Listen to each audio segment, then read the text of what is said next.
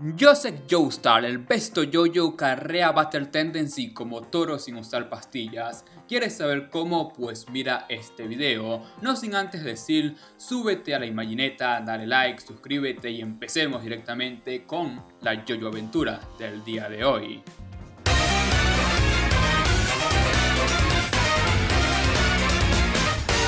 Pues bien, al igual que el anterior video hablando de la parte número 1, esta vez vamos a dividir el por qué Battle Tendency es tan buena en 3 factores.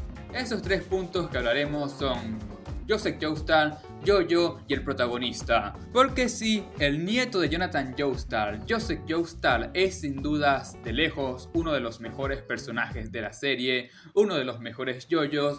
Específicamente no es mi favorito, sin embargo, negar su grandeza es totalmente imposible.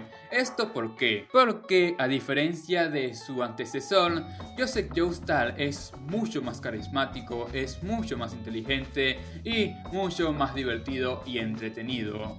Joseph Joestar es básicamente Jonathan, pero en vez de tener esteroides en todo su cuerpo, tiene esteroides en su cerebro, en su carisma, en su habla, en sus frases, en su inteligencia. Porque él se presenta primero que nada de manera pues bastante curiosa, con el talento del Hammond de nacimiento heredado de su abuelo y con una inteligencia que no habíamos visto antes, al menos para algunas cosas, porque es el típico personaje bruto, tonto, pero que cae bastante bien y que a la hora del combate es una maldita bestia. Así, empezando bien, una historia donde Joseph tendrá que enfrentar a los nuevos vampiros villanos, a los hombres del pilar, que son básicamente los creadores de la máscara de Dio. Esto lo hace con el objetivo de salvar a un Speedwagon pues ya bastante viejo. Sin embargo, por ser un tipo de buen corazón, un tipazo al igual que su abuelo, pues también aprovecha la situación para terminar salvando a todo el mundo, porque así son los yoyos al final del día. Y bien, cuando Joseph finalmente empieza a combatir es cuando notamos las mayores diferencias que hay entre esta parte y la anterior. Porque Joseph lucha con mucha carisma, tiene un estilo muy distinto al de su abuelo, que era básicamente pegar y pegar con Hammond. No, a diferencia de él, Joseph realmente lo utiliza de maneras muy pero muy creativas, las cuales lo hacen ver como un genio a pesar de que muchas veces se pueden considerar incluso suerte. Porque un factor que tiene bastante a su lado Joseph es que tiene el guión a favor totalmente. O sea, si hacemos una comparación con Jonathan era un tipo, sí, millonario, sin embargo con un padre bastante estricto e incluso peor con un hermanastro hijo de puta que realmente se las cobró todas en contra de él, cobró toda su infancia triste en contra de Jonathan, enfocó todo su odio en el protagonista. De paso, su padre murió, su casa y su fortuna se quemaron, además de que tuvo que matar él mismo con sus propias manos a su hermano, que a pesar de que sí, Dio era un hijo de puta, pues Jonathan es tan buena gente, tan caballero, que a pesar de todo lo que había pasado con él, igualmente lo quería, así como Dio también quería a Jonathan a pesar de todo lo que le había hecho anteriormente. Pues bien, en comparación a una historia bastante triste de Jonathan, que terminó separándose de su esposa en un velero para morir solo con Dio, pues Joseph tiene una historia un poco más feliz porque es millonario y no tiene tantas preocupaciones. No tuvo un padre tan estricto como el de Jonathan, no tuvo a Dio melodiando su vida y eso lo convierte en un hombre más alegre. Y es muy interesante este paralelismo entre ambos personajes porque con Jonathan yo conecté más que todo por su sufrimiento, por todas las cosas que tuvo que vivir, por su gran final. En cambio, Joseph no tiene ese sufrimiento, esa historia que te hace conectar con él. Es sencillamente su carisma, su manera de ser, el cómo afronta la vida, el cómo afronta los problemas, lo que lo hacen tan querido por absolutamente todo el fanático de JoJo's. Y a eso súmale que todo lo que se ve en esta parte 2 ya está mejor construido, porque tomando de base la parte 1, pues Battle Tendency lleva todo más lejos y lo hace realmente bien. Toma la máscara, toma los vampiros, toma los Zeppelin, toma la historia de Jojo, toma a Lisa Lisa, toma su contexto histórico, porque mientras en Phantom Blood lo único que aprovechan de su momento histórico es Jack el Destripador, pues aquí en Battle Tendency tenemos a un puto nazi, tenemos a la puta guerra, que básicamente todo esto nace en base a la guerra, en base a los arqueólogos nazis que terminaron encontrando a los hombres del pilar. Y son esos detalles que hacen que la historia sea más interesante, el cómo aprovecha todos los recursos que tiene disponible. Como por ejemplo los padres de Jojo, que no nos habían dicho nada de ellos hasta el final y nos enteramos de que su maestra, Lisa, era su madre. Algo que Jojo no sabía, incluso se terminó masturbando con ella en una escena. También está Shisa Zeppeli, que bueno, es uno de los personajes más queridos de todo JoJo's, pero realmente a mí personalmente no congenio tanto con él, porque sí, tiene su buena conexión con Yosek, tiene su historia en base a los Zeppeli, pero a mí se me hace que no hizo nada importante. O sea, tuvo una lucha con Hamu o Wamu, no me acuerdo exactamente, para recuperar el antídoto de Yosek, y Yosek en su honor pues no lo utilizó hasta que ya le había ganado de nuevo a este personaje. O sea, literalmente no sirvió para nada Shizar. Sin embargo, también entra con calzador en esta parte por el hecho de que conecta su historia con Jonathan, con su abuelo William Zeppeli, y también por su estilo y carisma congenia bastante bien con Yosek, el protagonista.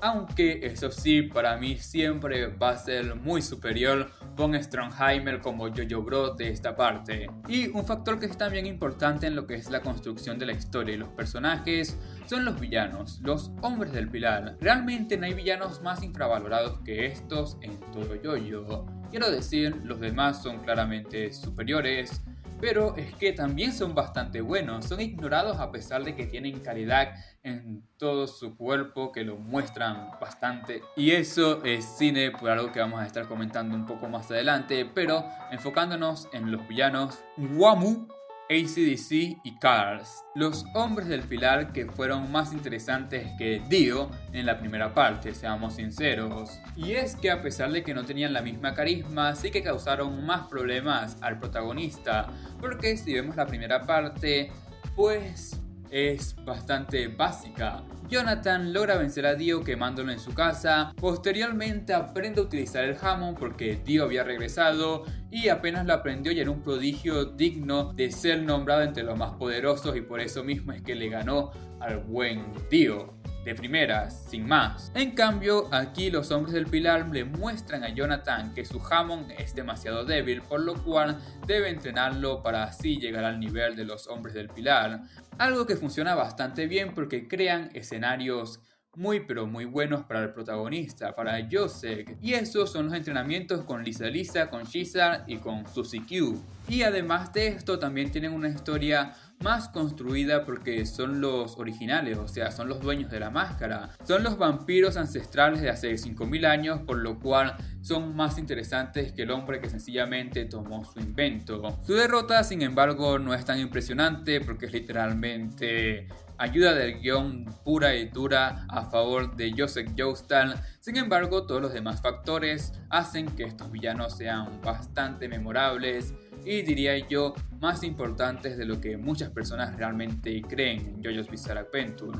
A pesar de que los vampiros son totalmente olvidados al final de la serie, pues a mí siempre me gustaron los hombres del pilar, si soy sincero. Y el otro factor por el cual JoJo's Bizarre Adventure Battle Tendency es tan superior es por lo bizarro que es. Aquí es cuando finalmente los JoJos se convierten en las bizarras aventuras de JoJo.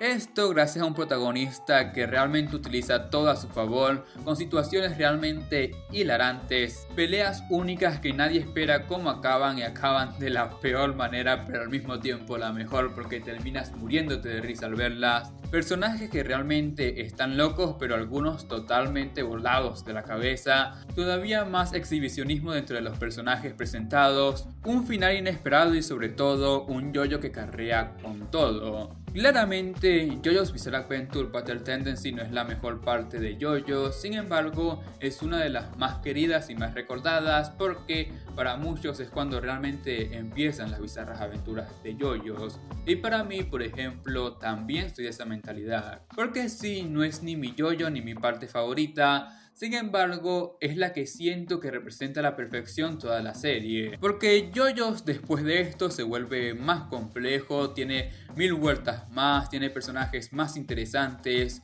Pero a lo que es JoJo's puros, lo que es la base de todos JoJo's, pues está aquí. O sea, si lo tengo que decir rápido, Phantom Blood es la base de toda la historia, es la base de Dio, de los Joestar, es el contexto básicamente. Después está Battle Tendency, que es pues los yoyos sin vaselina. Punto. O sea, de inicio a fin es la representación ideal de todo lo que son yoyos. Es la base de lo que es la serie. Y por eso es que a mí se me hace tan buena, a pesar de que tiene ciertos errores y ciertos personajes que no son tan buenos como si lo son los que vienen en las partes consiguientes. Pero yo, sin nada más que decir, Joseph Joestar, besto yoyo para ustedes.